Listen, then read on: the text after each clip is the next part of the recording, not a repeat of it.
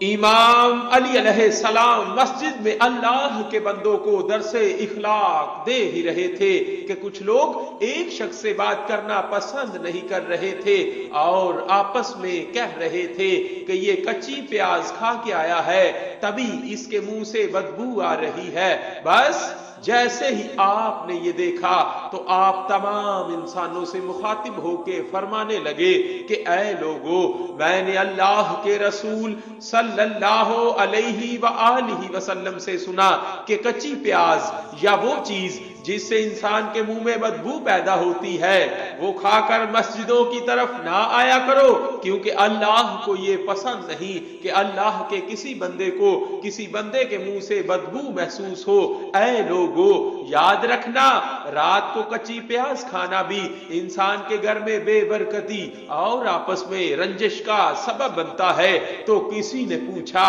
یا علی وہ کیسے؟ امام علی علیہ السلام نے فرمایا جو انسان رات کو کچی پیاز کھاتا ہے تو برکت اور رحمت کے فرشتے اس گھر سے دور ہو جاتے ہیں اور یوں اس گھر کے لوگ آپس میں لڑنے لگتے ہیں اور برکت ختم ہونے لگتی ہے۔ یاد رکھنا